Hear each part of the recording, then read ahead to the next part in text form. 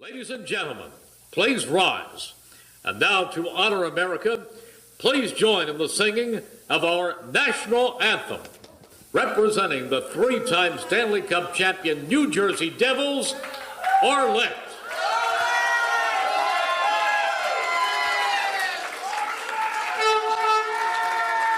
I feel like I'm at a game. Oh my gosh. Oh, say, can you see by the dawn's early light what so proudly we hailed at the twilight's last gleaming, whose broad stripes and bright stars through the perilous fight o'er the ramparts we watched were so gallantly streaming, and the rocket's red glare, the bombs bursting in air, gave proof through the night that our flag was still there. Oh, say, does that star-spangled banner yet wave o'er the land of the free and the home of the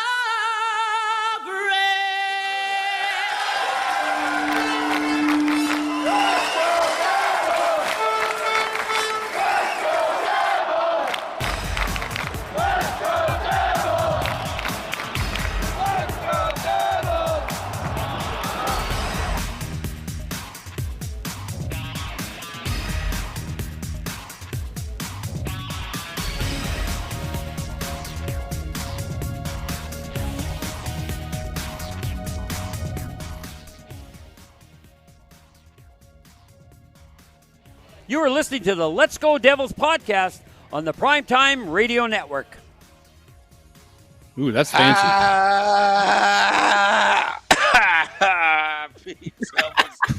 Sunday. It's too early, man. It's too early. Fresh. This is the Let's Go Devils podcast, season 5, episode 9, titled "Are the Devils for Real? Are they for real?" Streaming live on Facebook Live, YouTube Live, Twitter Live, and Twitch on the Primetime Radio Network. And welcome in all those hockey buzzers of hockeybuzz.com. Hello, everyone. Beer Baron, how are you? Yeah, How are you? I'm doing Scott well. Bush? Hey, nice haircut, bud. Nice haircut. Thank you. Thank you. You like the logo on the back? Loving it, buddy. I love that. Loving it. It's a Rangers hate day. Yeah. We're not going to do it next week.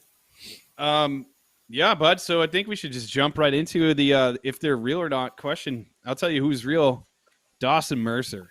Dawson Mercer looks like he is the real deal. And I'll tell you what, he is not getting the love for the Calder like he should.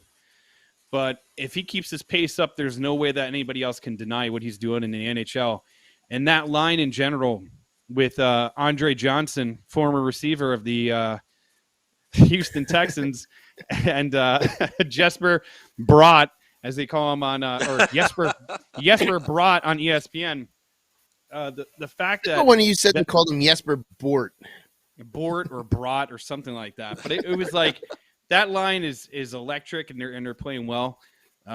I think they got kind of jobbed in this last game against the Bruins, but I don't know, man. I really starting to think that this team is kind of real, and I don't know how to feel. I'm excited, but I'm like that trepidation of being excited and not sure if you should jump all in. Apprehensive.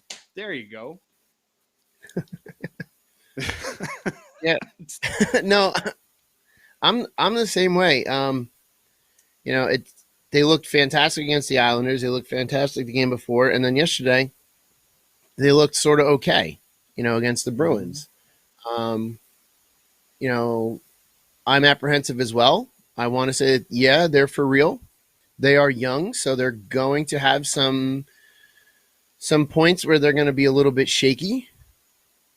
I think today will be a really good game, especially getting back into that rivalry with the Rangers and first one up for the season. But yeah, I'm apprehensive as well. If these guys are for real, if they are just playing really well right now, I'll agree with you with Dawson Mercer. He's looking like the real deal. I just hope he continues this, especially because I picked him up for my fantasy team Thursday night after that Islanders game. He proceeded to get me a ton of points yesterday. Yeah. So yeah, I'm in a similar boat. Like, I will say this though, and I mentioned it yesterday in the pregame. I thought Mac Black looked fantastic against the Islanders, and I'm hoping he's the guy today, which I'm assuming he will be since Bernier started yesterday. Yep. Bernier looked like he was fighting the puck a little bit yesterday, and his rebound control was not fantastic, which led to some of those Bruin goals. There wasn't enough of a no fun zone in front because the Bruins players were able to pick up those crappy rebounds and put them in. So they got to improve on that today. But I'm hoping for a really good showing by the Devils today, and to put one over on the Rangers would be fantastic. Yeah, it would be huge. It'd be huge, especially, the Devils are playing really well, but I still think they sit fourth in the Metro. And, they need to start stacking points within their division. That's an obvious, right? But at the same time, this is a game for all these young guys to really get into that rivalry. Now, I don't know if you feel the same way. I don't feel like it's the same type of hatred that it used to be. Maybe because both teams have been not really that great for the last couple of years. So hopefully, if both teams start playing really well, that natural like hatred for the other team, like those grind them out games that you used to see, those like, the ones where the fans are going crazy in the stands, like hopefully that's what we're going to get ourselves into. I will tell you what though, it's one of those games that you want to see them bounce back regardless of who they're playing, but especially because, the tough loss against Boston. And there's something that happened in that game that really drove me crazy. There was a play where Ryan Graves, the puck just hopped over his stick. The puck was like hopping all over the place yesterday, but the puck hops over his stick. He turns his back to start skating after it, and he gets basically blindsided in the back, which took him out for the rest of the game. And I hope that he's going to be playing today. I haven't seen anything yet that says he's not. And that led directly to the Bruins scoring that fourth goal, where the Devils felt like they were pushing the whole time. I mean, that just drives you crazy to see something like that. Yeah, and I really hate to make excuses about the officiating, but it's not like there's been stellar officiating all throughout the season. But sometimes those coincidental things on the ice just happen and they're not penalty worthy. And that's just kind of what the breaks of playing the game, which sucks, but it is what it is, especially if you've been playing it for a while, you get that. But yeah, I hope he's okay. I hope it doesn't lead to an injury. Those are the worst kinds, when it may be an incidental play. It may not have any, maliciousness behind it. And then all of a sudden it turns into, well, the guy's out for 2-3 weeks. And that's a lot of valuable time lost to a play that, even if it's not a penalty or it's just incidental, it's like, well, it sucks. It's the only real way to kind of describe it. But, we'll see. I got to admit, I was under the impression, especially with us going at 3:00 today. I was like, oh, I guess the game's at 5. Yeah, the Devils game's, Devils play Rangers at 5 this afternoon. Because I think they have a 5:00 game coming up on a Sunday sometime soon. And I looked at the schedule. I was like, oh, it's 7:00 tonight. Okay, I got plenty more time in my afternoon. Yeah, can I hang out, relax a little bit, have dinner? Hey, that just shows you where my head is. It's everywhere but where it needs to be. Yeah, right? It's funny, though. It's so true. You look at the schedule and you're like, sometimes those early afternoon games are great because you're like, hey, at least I have the rest of my day. Like yesterday, it was fine. Like they played at 1. It just sucked that they lost. But then you're like, all right, the game's over. It's better when they win, and you can be like, hey, the rest of my day is going to be gravy because, my team won, so that's that. But I don't know, dude. Like these these back-to-backs always feel a little, sketchy, but this year, this team has been able to kind of rebound from tough losses. So like I said before, I'm just hoping that this is going to be the case today. And you're playing a Rangers team that, I mean, they're lethal in many different ways. And if you can keep the fast tempo that we have going, if you could try to basically just outwork them, I think they should be fine, because that's been really the Devils' key to success all year. Is just, we're going to outplay you. We're going to we're going to be faster. And a lot of that's on Dawson Mercer too. That dude is sneaky fast. Like even on that little breakaway that he had against the Islanders, that was. It doesn't look like it's like he's moving through the zone that quick, but he just pops through the zone, and it has like shades of Barzal when Barzal first came up. Mm-hmm. I mean, not as flashy as Barzal, but definitely has that speed and that that creativity, and he's got vision. That boy's got vision for days. He makes passes that you're like, damn, how did he see that? Yeah, it's not just speed; it's the agility too, to find that open space, and then it's the combination of speed, agility, and the mind to be able to make that move, have the quickness and the speed to make that move, and to see that open space to go to. Yeah. So it's a combination of all of it, and you make mention how the Devils have been outplaying and outworking. To me, that was one thing they didn't do very well yesterday. It looked like they were not pressing very well. They were not skating very well. They were not pressuring very well. And it just seems to be like, the Bruins got ahead of them and the Devils were climbing uphill for most of that game. Mm-hmm. And then they were just never able to, get any momentum going at all. It looked good for a little bit, but there was one point in the second period, and looking at the scoreboard, I think we finished the first period with 9 shots on goal, and at one point, partway through the second, I looked at the scoreboard. After we scored scored the second period goal, we only had 3 shots to that point in the second period. Mm-hmm. Like immediately after that goal in the second, and it was like, wow, we're not shooting at all. I mean, they picked it up from that point on, but they were just not. For the first half of the game, it just especially it seemed like they weren't pressing, and then. That play in the end, like you were saying with Graves, where, led to a Bruins goal, and it just kind of everything seemed to get deflated from there. Yeah. 100%. It's not good all around. I agree with you. Like I wonder if they were afraid to make a mistake, because Boston is a team that if you make a mistake, clearly you see what happens. It ends up in the back of your net. And you nailed it on the head earlier. Bernier he didn't look as comfortable. Confident. Exactly. And that goal, and listen, there's a couple of times where you see a goal scored and you're like, man, all right, he should have had that one. That fourth goal, it wasn't even his fault. It just, everything came crashing into the net, and the puck just kind of laid there, and it was just an easy kind of, Bergeron just popped it in. But I mean, where's the defense to tie that stick up? Well, but that's the problem, is you got one defender who's on his face because he just got blindsided, on the other end of the ice, and he's slowly getting off the ice. So, I mean, and then you could look at it, and I think it was Jesper Boquist who was right behind Bergeron, so he should have maybe tried to seal off Bergeron from getting to the front of the net. There's a couple things that happened in that play, but it was one bad domino that just kind of led to just, a bad play. But I wonder if they're out there playing not scared, but they're playing apprehensive, where they don't want to push against a team like that, because you have a Marchand who, that dude will make you pay even when you're on a power play. So I mean, it's not like it's you're, I don't know, just speculating. Maybe they were playing a little tense, or a little a little back on our heels a little bit too much, maybe more than they should have. And we got to remember that the core of this group is still very young, so they're going to be learning along the way, and they're going to have these games where they're like, oh crap, this team's coming in, and they may get a little bit nervous or unsure what to do, but eventually, if they're still doing this in March, it's a problem.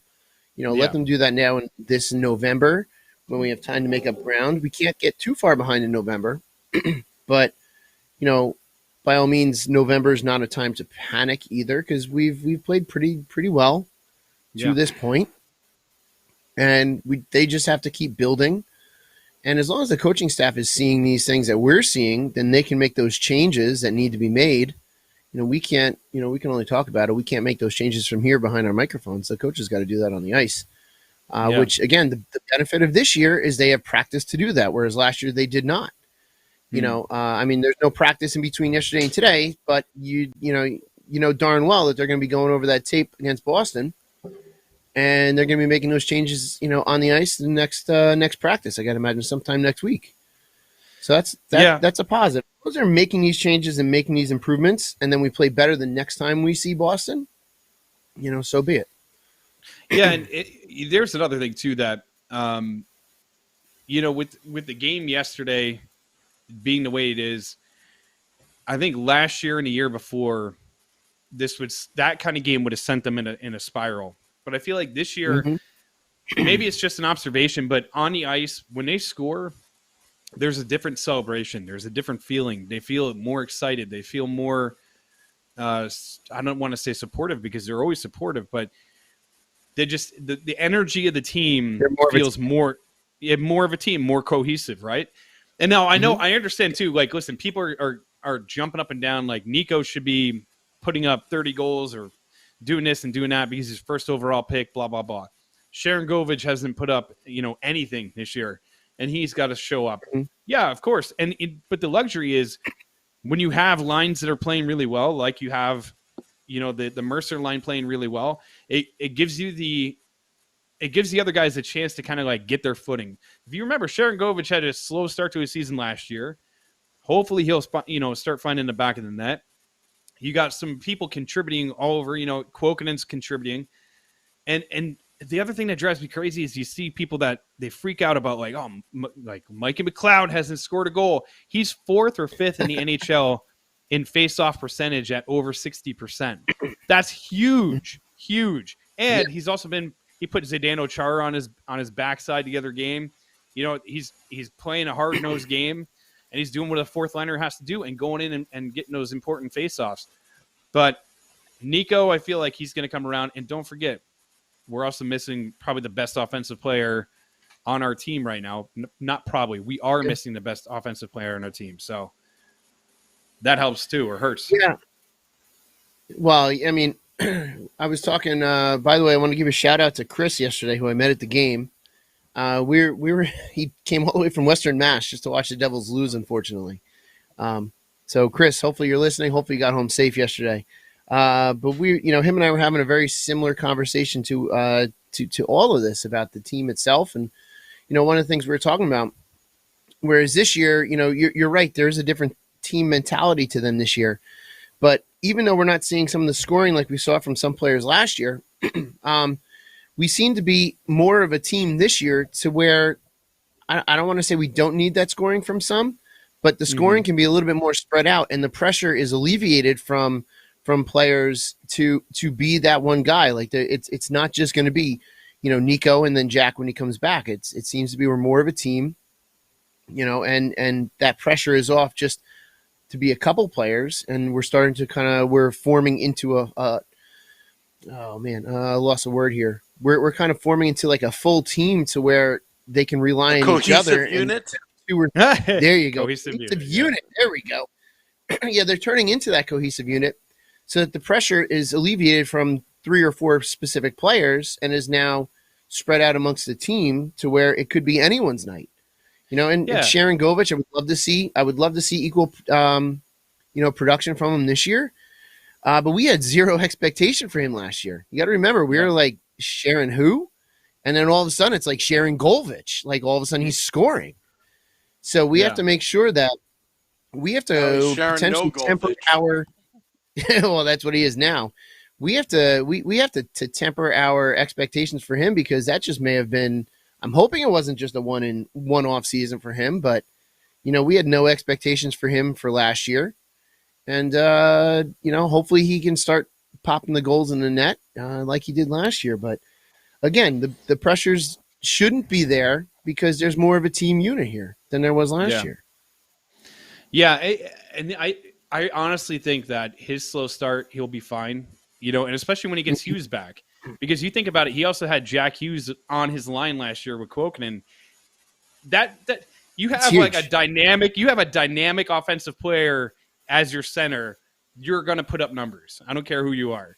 Yeah. So I feel like he'll be fine, but you nailed it too. Like the fact that the Devils right now don't have to rely on like, hey, all right, 1 and 2 lines, you guys got to do it. 4th line, you're going to be you go out there and get your 2 minutes of ice time and then come right back to the bench. Like they have, and then all of a sudden the 4th line is the more reliable line in scoring goals. Like exactly, yeah. and the other thing too is like there's people that are freaking out about Alexander Holtz. They're like, Holtz, oh, he should have stayed in the AHL. Probably, maybe he should have. Maybe he should have stayed in the AHL and you let the kid kind of like, really build up that confidence because he was ripping it up down there. But at the same time, like he's going to have to come up sooner and later. I think maybe they brought him up a little too early. Maybe they should have waited. But I think they also kind of panicked because they're like, oh, my God, Jack is hurt. We need to find offense. There was a couple games where they're only scoring 1 goal. And they're like, we got to find an answer to, not being able to put up some numbers. I think that they're just going to let him hang out and see what he does and just kind of let him develop. He's getting himself into decent positions, although last game he only had like about 10 minutes of ice time, which is not really that good. And then in the third period, he's not really seeing a ton of ice time. But you also have to remember when you're down, you're not going to put out the kids where you're like, go figure it out while we're down 2. It's like, no, you want to put out your more reliable players that are going to, try to produce something. You're going to roll the lines that have been hot, and you're not going to keep putting out some kid so he can get his beak wet. So patience is a virtue with this team. And honestly, we're in a better spot than we were last year. We're in a better spot than we maybe anticipated this year. And you just want to see them continuously build on what they're already doing. Beer Baron, I'm gonna make a teacher reference, a school reference. I think Alexander Holtz. Both of us would get this, by the way. Yeah. Alexander Holtz, I don't think was challenged enough in the AHL. He was just ripping it up from the first minute he stepped onto the ice. And the Devils had a need at the same time, coincidentally, that, well, he's going to play meaningful minutes with the big club. Let him get outside of his comfort zone and face those challenges head on. I think that's just part of his development. And, do I think that he came up a little too early? I think so. But at least he's getting some meaningful minutes, up at the NHL level. And he's growing right now. It doesn't always means that he has to have, 15 goals and 13 assists in the next 20 games. But it's good that he's seeing some meaningful time when the Devils need him probably the most, considering how many people, like Jack Hughes and that Miles Wood has been out the entire time, that he's getting some ice time rather than just riding the pine, upstairs like Jesper Boquist was last year. Yeah, and that does nobody any good. Like having him up in the press box watching games, especially like you're not. He's not going to be. Oh God, how would I put this? He's supposed to be one of your answers, right? So, do you want an answer sitting up in the box watching games and watching film? No, like let him get the experience. Like you said, Sam, like you're getting tested in ways that he hasn't been tested before. And I'm sure like once things start to click, he'll start to go. He's a kid that I could foresee he gets that first goal, and then you'll start to see he's going to take more chances. He's going to take that shot because you see him come in the zone and he'll give up the puck. He'll give up a pass and, try to make a fancy pass instead of taking that shot because maybe he's not confident right now. And like, all right, if I whip one right now, I'm going to score. So he gets that first one, off his back, and hopefully he gets it tonight. Maybe he gets it tonight, and then all of a sudden you start to see, like, all right, there's that kid. Now you can see that sniper of a shot that he's got, and now he's going to take those chances. Because if you remember, Jack Hughes, same thing. Jack Hughes didn't light the lamp up. The first, I forget how many games, 10 games he was up. So Yeah, he went. It took him time to settle in. They're all gonna. It's like any of us that go into a new job. It takes us time to settle in. yeah, exactly. And he's gonna need that time to settle in. Playing against the best in the world. I mean, that's usually it's a good test. Oh, absolutely. And I want to backtrack a little bit to what you were saying about sharing Govich playing with Jack last season and doing very well. You got to remember that if you're playing with Jack, not only is that going to help you get points, but that means that there's more than likely two defenders on Jack leaving somebody open. Mm-hmm. So he may not be finding that space like he did last year because they're not focusing on one guy. They're not putting, two sets of eyes on one player and then leaving one potentially open. So that's going to turn bring his production down right now as well. So just wanted to backtrack to that since we didn't get a chance to. Yeah, and there's plenty of opportunities of guys to kind of work their way through it right now because there are other lines that are carrying it. All the people, and ourselves included, that gave Andre Johnson a bunch of crap last year. And why the hell did we trade for this guy? He's not doing anything. Everybody, no, all of our hands should be up. That's every fan, everybody. They're like, this dude's a bust. What were we thinking? Now we see what Tom Fitzgerald saw, right? Now you're starting to see that progression of the player. And then you read comments from Nico Hischier, who's basically saying he is one of the best teammates to have in the locker room. He keeps everything light. He's a good teammate. He's this, he's that, singing his praises. The team that's constructed right now, they're young, they're energetic. You have the future sitting right there on the bench in front of you, where you have Ty Smith, who doesn't have to play top line minutes. You got Dougie Hamilton and Ryan Graves taking care of that. PK Subban's starting to come around. Thankfully, he's stopped, tripping people because, come on, man. Come on. But you're starting to see the defensive core. That's the other thing, too, about this team is defensively. There's been plays where I'm like, man, last year or any year before that was a goal right there. A 2-on-1 coming down the ice. You got Dougie Hamilton, defending the play, breaks up the 2-on-1. Play goes the other way. I'm like, man, that wasn't happening last year. No. But it is this year. And that's definitely the positives right now. And I hope they're able to keep this going. And what better what better game to get back on track than against the New York Rangers? I wonder what's going on right now. I don't know. My dog is being a pain in the butt. And my daughter's like, I got to put him in his cage. I'm like, yeah, go ahead. Put him in his cage. Anyways. I'm multitasking. I have I could see my kids are here and I'm talking to them, but sorry about that. No, I think it's great. All good. Hey, parent, you never take a break when you're parenting. It's constantly right there. Apparently. So I have a question for you guys. Looking at tonight's game, if they go in there and I don't think they're going to go in there and blow the doors off the Rangers, although that's always the hope, right? That's always what we want to happen. Mm-hmm. But if they go in there and they play a solid game and they win by a goal, Mac Black, like you said in the last game against the Islanders, was outstanding. If he has another solid game and they go in there and they play well, this whole concept of thinking this team is for real, every time they pull off a win, it's like, well, how did they win? Who did they play? How did they play? You know what I mean? So if they go in there and they have a solid game against the Rangers, who are a good team, I keep inching towards that I guess they are for real.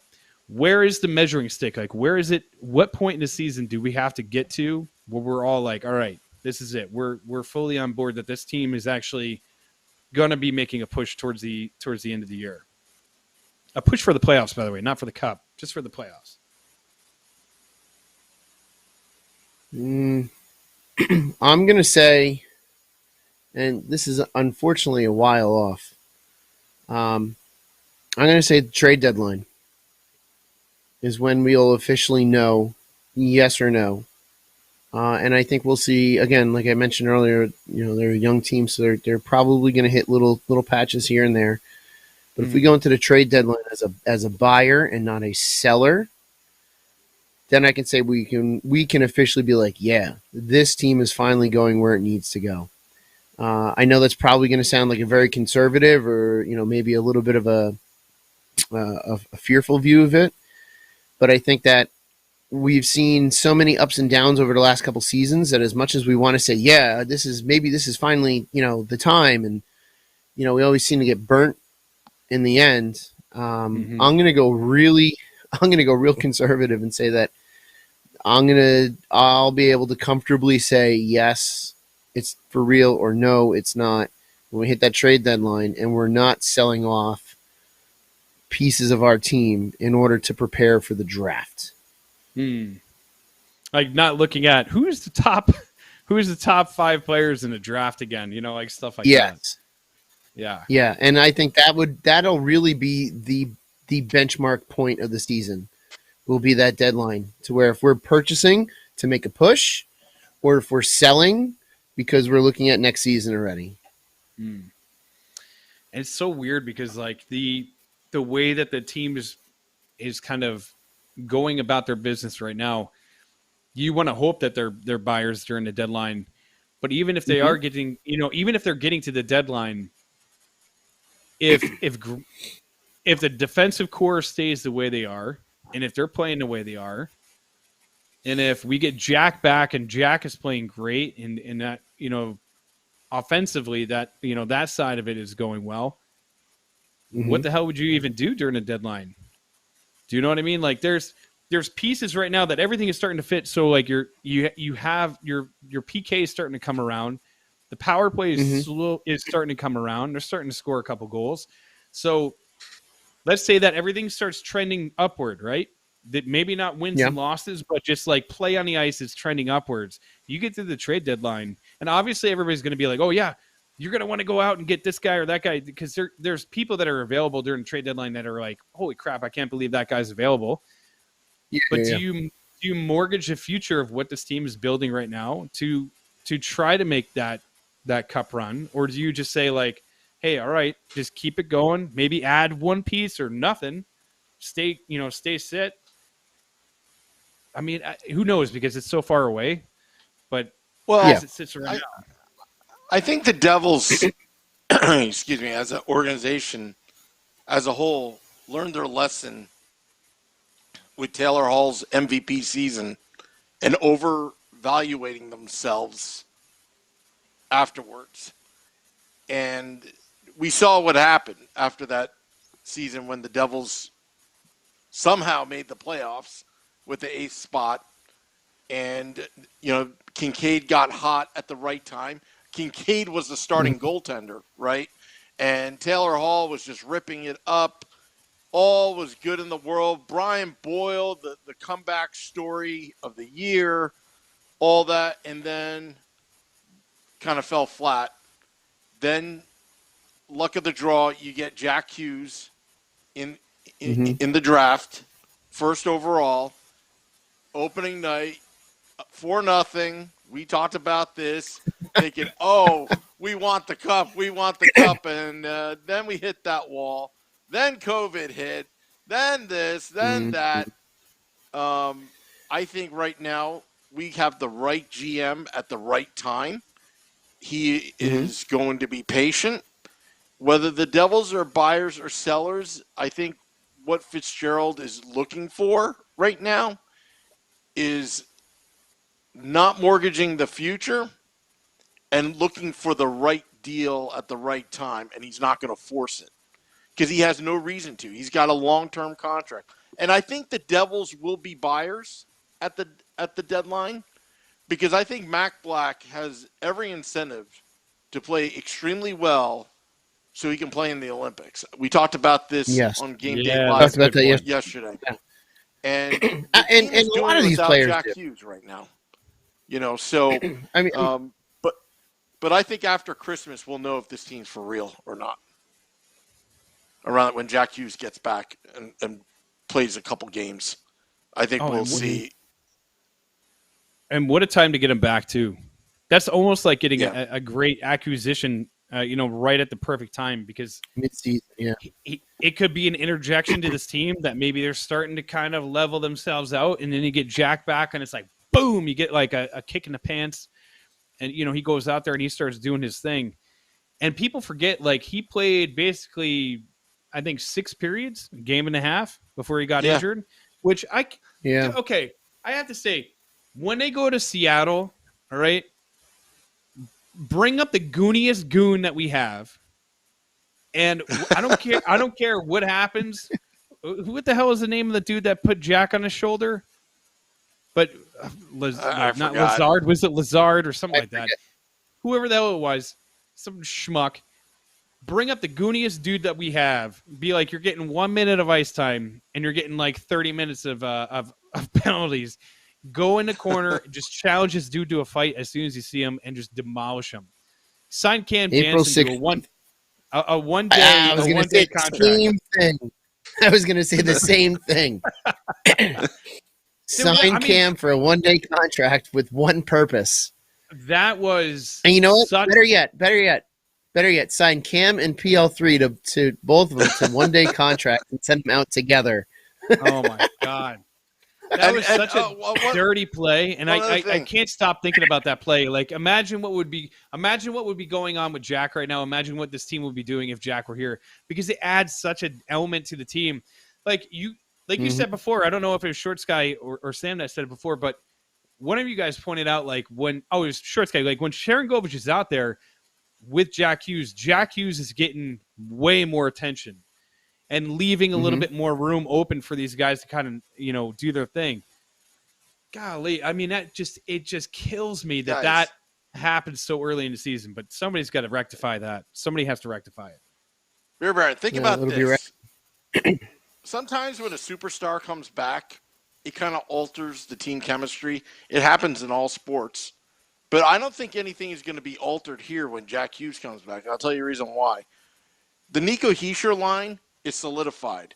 The Dawson Mercer line with Janssen and Brott, that's solidified. You put Jack Hughes with either Kokkonen, Sharon Govich, or Holtz.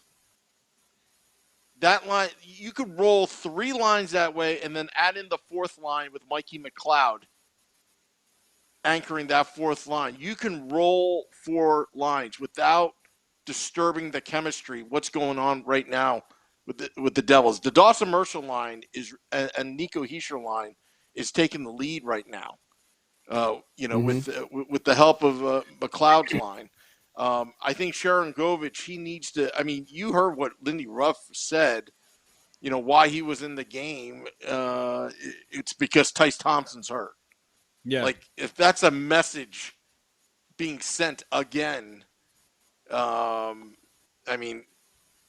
don't know what the issue is with this game, but I think when you have a coach like Lindy Ruff, someone with his resume, that's holding you accountable, to, basically play better and contribute. And he's probably seeing things that he doesn't like out of Sharon Govich. We don't know what it is. Just think how he treated Janssen last year and this year. It seems like Janssen's been very consistent even from last year, even though he didn't put up numbers. But he's still on the team, and I think something with Sharon Govich, I think Lindy Ruff is basically teaching him a lesson. Don't know what it is, but I don't want to speculate. But it's just when he said that the only reason why he's in is because Tyce Thompson is injured. Yeah, that's not a vote of confidence, if you ask me. I think it was just because he had to put you in. Yeah, but it could be a motivating factor to be like, hey, you're only here because of this, and if you want to be here afterwards, well, here's your chance to prove it. So it could also be one of those situations, kind of like, we don't know what goes on in the locker room. He could have been like, hey, listen, this is the deal. This is why you're in. And like, it just didn't sink in. So now here it is. Here it is publicly. You're only here because He's only here because of this. Could be an attempt to motivate in a very odd way. Lindy Ruff has been doing this long enough. He knows what he's doing. Got to trust him when he does. Got a good comment. Got a good comment on the YouTube Live. Damian Rasputin calls it the no mercy line. I like that. Yeah, I like that. Ooh, Yeah, I like that. I like that. Yeah. And they eat Johnsonville brats. Oh, I God. saw Sean McDonough doing the Penn State Michigan game yesterday. I'm like, this guy's a great broadcaster. And I'm thinking, like, did he really call him Brat and Johnson? It wasn't even just once. It was like a few times, and it's embarrassing. And then in the end, he said he made some There's remark. an A on a dude's jersey, for crying out loud. It's not even like there's not even an O. Even if you were like, I'm going to say it as phonetically as possible, you're like, B-R-A-T-T, Brote? Like, what the hell? Well, I told Where Scotty did you get the O? I told Scotty my theory behind why he did it. I'm not so sure if I should say it out loud, but it almost seemed like he got pissed off at somebody within the organization. He's like, well, if you're not going to help me pronounce these names, well, I'm going to do it myself. Oof. You know what I mean? I don't know, because it was just like, how do you mess that up? It's a hard That's like calling shorts guy shorts. Yeah. Yeah. Yeah. Like who I don't know. Because Sean McDonough doesn't screw up. But I don't know. I mean, listen, at the end of the day, you just get it right, man. But I'm still pissed off, too, about something that we haven't talked about in a little while, but it's really starting to really get under my skin, is the whole MSG thing. So I have Comcast, okay? And the fact that this hasn't been resolved yet is an absolute joke. And I have to watch the Devils games on my phone because I have the MSG Go app.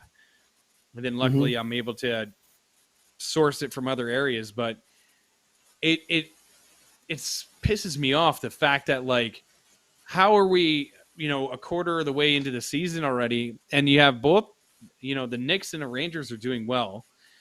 How are people not getting this figured out? Like, how is this? Whatever, man. Like, it's just super annoying. I'm like, I just want to watch it on my damn TV. Beer Baron, can I ask you a question? I don't know. And they don't provide any other, like, there's no other service in where I live, so I'm like handcuffed. Unless I want to get DirecTV, and no, thank you.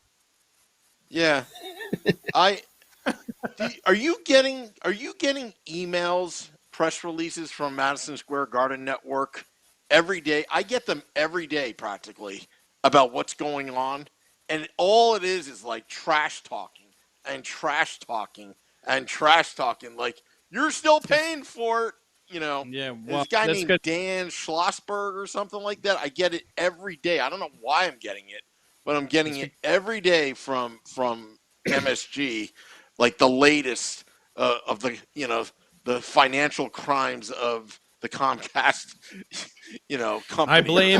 I blame the Flyers mainly for this. I blame the Flyers and the Rangers rivalry for this, because that's probably why it hasn't been figured out.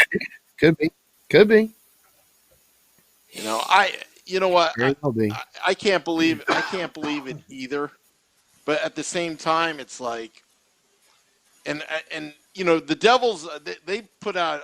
I went on the Woo Report just ranting about it, but I got this email blast from the Devils themselves, saying that if you can't get it on Comcast customers, if you can't get it on Comcast, why don't you switch to FiOS? And I'm like, because you can't. Because you can't. New Jersey has territorial telecom archaic laws. You can't do that.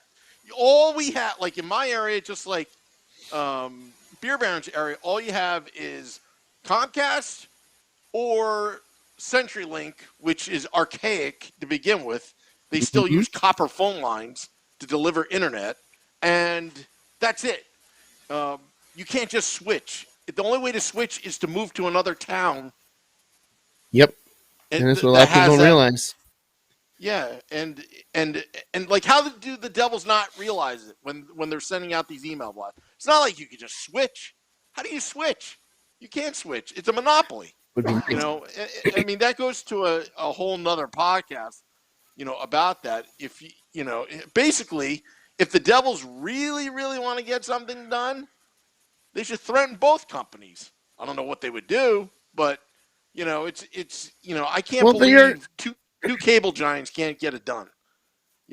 Well, it's because one of those cable giants owns two of the teams that you can't. Well, two of the teams that you can't see on TV. And Dolan owns the Rangers and the Knicks, and he's the owner of Cablevision. Comcast is involved with the Flyers, but the Devils do have you have a point there. The Devils do have a position where they do own one of the big Philly teams in the Sixers, and I'm sure that there's some kind of deal with Comcast down there. So they may actually be in a position to do something, but they're probably not going to. But then again, the Devils, I don't know how I want to know how the money rolls on this, because it's MSG. They don't want you to know that. They don't want you to know MSG that. pays the Devils, to broadcast rights. So the Devils have already made their money. But if there's a dispute, think about it logically. I'm thinking out loud. If there's a dispute, well, and Beer Baron and I can't get the Devils game, then maybe it'll force us to, pay for it by going to the game. I don't know what the thinking behind it is. That's Stupid logic. That's stupid logic. Yeah. It's stupid. It is stupid logic, of course but it is. very well could be it. The But whole it's so situation is ridiculous. But that's the thing too, is like not caring about. It's not even like they're not caring. I don't know. I don't even know who to blame in this whole situation. Like, I get pissed off about it, and I'm like, somebody just do something, because we pay for these networks, we pay for cable, we pay for all this crap. Like, stuff like this should not be going on in season. Figure it out. Figure it out, for crying out loud. Well, it's a bargaining chip to do it in season. It's all about bargaining. Oh, yeah. And we're the ones that just get screwed in the end. Because we're going to pay more money. You're paying for a service you're not getting. You're certainly not going to get reimbursed for that, nor will you get prorated or anything like that. So, it's you're going to lose. Yeah. That's the bottom line. Is you're going to lose out. So how are you surviving, Beer Baron? Because I just happen to have DirecTV, so even though I've got Comcast, like I said, I have it on my Internet. phone. I have the app on my phone, and Okay. I've been watching it that way. But You can't do it online with a laptop and connect it to the TV. I could, but I don't really want to. That's just. It's just like I got whatever. I don't really care like that. I'm watching on my phone. Like that's neither here nor there. But I mean, like, it's just the whole situation in whole is like, it just drives me crazy. It's like when the Devils went off of WFAN. I used to be able to drive around and listen to it on the radio. Now, if I want to do that, I have to like listen to the game through my phone while I'm driving. And if I get into an area with bad cell reception, it's like, oh well, I guess I'm not listening to it. It's like, yeah, we're digital, woohoo! Like, we could listen to your game anywhere. I'm like, yeah, but there's still people that like drive around. Like I didn't go to an AM station. Like the Rangers and the Islanders are still on the radio. How the hell are the Devils not on the radio? Stupid. because it costs too much. Who knows? Yeah.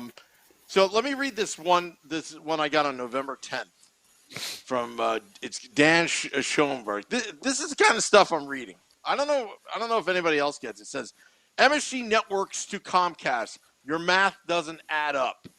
And then it goes, blah, blah, blah, blah, blah, blah, blah. Comcast needs a lesson in basic math. Dash. A $3 refund doesn't equal a $10 charge. It amounts to an unethical $7 rate increase for content subscribers no longer received. Don't let Comcast pocket your money. Like, I don't want to be getting these type of emails. And like MSG doesn't pocket money. It's like, and then call this acting attorney general Andrew Bruck in New Jersey, 973-504-6200, option 2. Yeah, Like, yeah, because that's gonna it's do like- anything. That's gonna do anything. Like, I love when they it's do like that. Call it's your, like a call bad your divorce. governor. Okay. Yeah. It's like call the governor or call the assemblyman. Yeah, all right. 'Cause I'm sure they're gonna be like, "Oh my God, thank God for you calling me. I didn't know this was going on. I'm an idiot." I mean, whatever. Okay, you know what? I will say this: no matter how I'm watching or listening to the game, at least it's been enjoyable to listen to. That's the other part about this too: is the Yeah. Devils have been fun. Yes. What a concept Yes. too. Like, you know, all those years of like just terrible hockey and just you're like, all right, I'm done with this team. I can't listen to this crap anymore. At least like this year so far, knock on wood, this team has been enjoyable. It's been fun. Even in games that they're losing, they're not getting their doors blown off. We're like, well, all right, that's it. I guess I could turn this one off in the first period and not look back.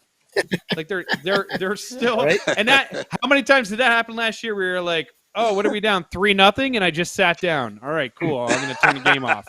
Yeah. It's like it's one of those days where you get to watching the game late and you turn it on. You're like, well, don't need to keep watching this, and then you change it to something else. You're like, I might as well watch CSI for the 800th time. You know, like Yeah. I get to the point last year where there's a couple games where, and I'm a person that needs to listen or watch every single game, at least part of it. Mhm. There's stretches last year where I was like, I'll just watch the highlights. I'll see what happened on catch it. Twitter. Yeah, you go on Twitter and just kind of get a feel of like how it's going. Oh, horrible. Okay, I'm going to close that and not have to worry about watching the game.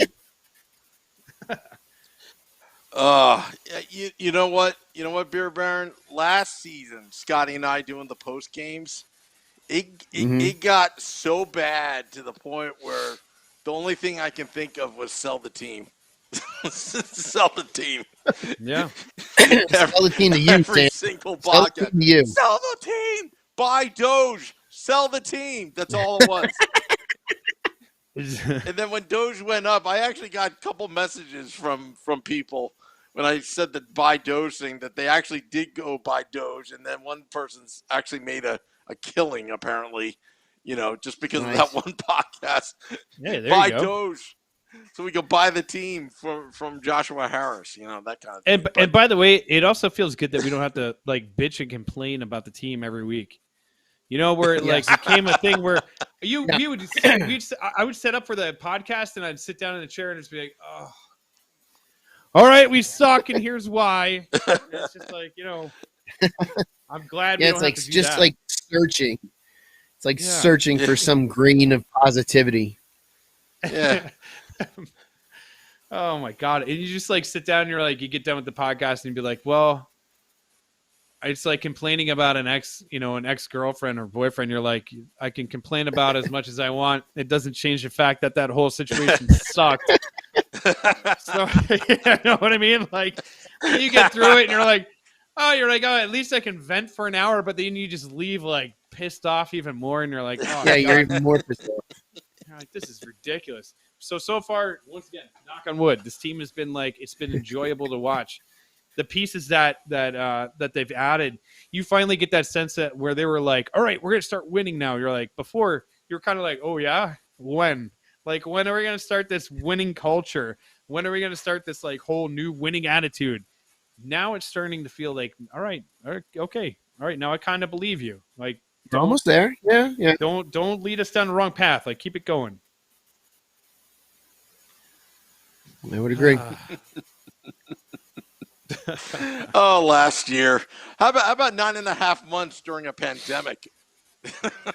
When your We're team right. sucked and then it stopped, and then you still talk about how bad they were before it stopped. Yeah. And then you're talking about when we were good, and then you go back and you're like, no, we still suck. We don't even qualify for the top 24 up in the bubble. That's how bad we Yeah. were. Horrible. Well, those were the days. But we managed. Were they really, We though? managed. Were they really? I mean, they weren't good. They're like, the world's falling apart. Everything's on fire. Australia's on fire. The team sucks. It's like there was nothing really. There was nothing to hold on to. Australia was on fire. You're like, during a point, there's a point where the Devils were so bad where I was like, the only escape that I have in life right now is like walking outside and being like, all right, at least I'm outside. And then someone running up and kicking you square in the nuts. And you're like, I guess I'll go back inside. It was so unenjoyable and so just like defeating. You're like, oh, cool. Mm-hmm. There's a deadly plague sweeping across the earth. At least the Devils are playing hockey again. Oh, they suck terribly. Okay, all right. Well, I'll just go put my head into the oven for a little bit. But this year feels better. Yes. I mean, think about what Right we've now. been through. Right now. 2019, the highs and lows. You get Jack Hughes out of nowhere. You signed PK. You traded for PK Subban. You signed it for Gusev, and you thought he was going to be the next, Next big thing. great one. Yeah, from Russia, and then you're up 4-0 on that opening night, and then it went downhill, and then downhill even more. And then Ray Shero is not firing John Hines. Then Taylor Hall gets traded, and then Ray Shero, leaves the team, mutual, and then COVID. Dude, hits.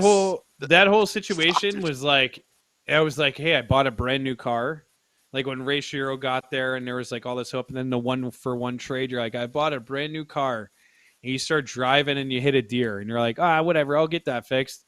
And then all of a sudden, like you go out to your car, you start it up and the goddamn transmission falls out the bottom and you're like, oh, all right, whatever, I'll fix that. You went from being like all the way up here and then you're like, well, I guess I got to just bring it to the junkyard and see what I can get for it. And they're like, you can't get anything. You owe us $50. And you're like, oh my God. But to wrap it up, because we're getting, we're almost about an hour now.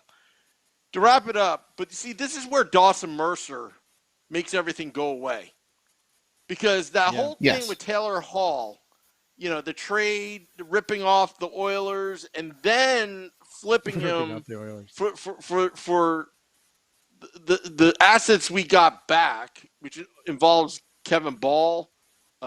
Christian Jaros is part of that indirectly, but that 18th overall pick, which turned out to be Dawson Mercer, just makes that, like, just watching Mercer play right now, for me at least, it's been such a privilege and pleasure that I think it was all worth it.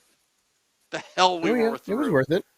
It was and worth it all it. stemmed back to Adam Larson getting drafted, and then it all stemmed from our good buddy Johnny McLean coaching the team to get that 4th overall pick in 2011. Isn't that weird? Yeah, Really, is that weird how that happens? You could really circle the wagons on all that and just be like, well, it stemmed from here. And thank you to Jacques Lemaire for retiring so Johnny McLean could coach the team and get us that pick. And I feel good about it right now. The gift that keeps on giving. In a weird, messed up way. Way. You're like, we've returned that gift a few times and you just keep getting the fruitcake right back. You're like, I don't eat this stuff. Here, take it back, please.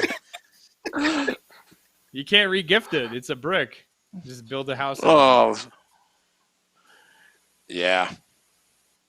Well, I guess thoughts, guys? My final thought is this.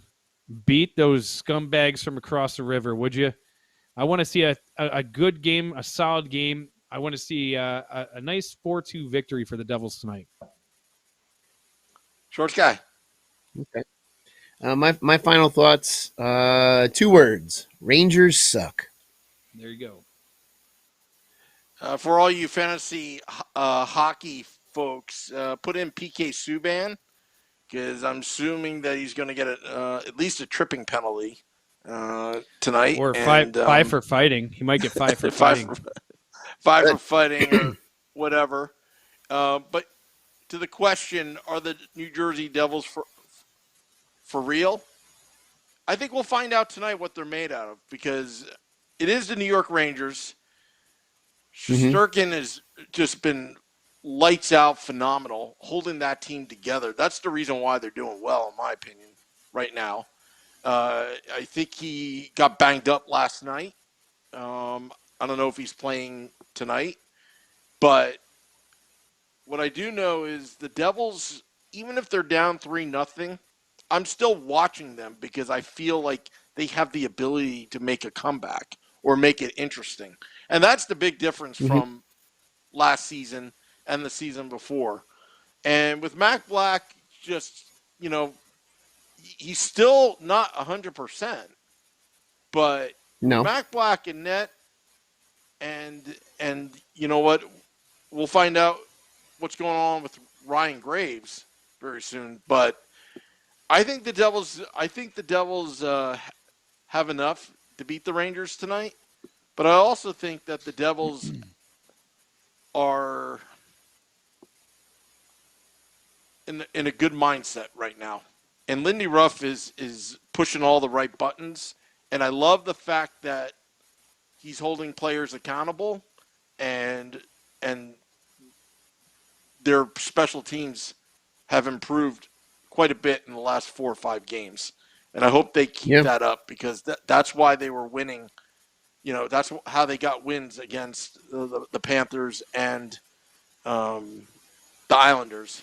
The Bruins, you know, I didn't think the Devils played that bad, but it's just one of those things. You're not going to get you can't beat the refs, you know.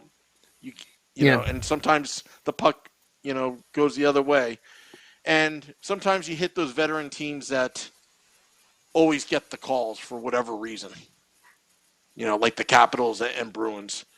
Yeah, somehow they always get the calls. So those are my final thoughts. There you go. Want to thank everybody for tuning in early today as the Devils take on the New York Rangers tonight at Madison Square Garden. We'll drop the podcast in about 20 minutes. Also coming up, Game Day Live at 6 p.m. Eastern. Vinny Parisi and I will preview the game tonight. And Devils After Dark. Devils After Dark after the game. Scotty and I will recap the game that was. Well, guys, great podcast. I'll see you later. Till next time, let's go Devils.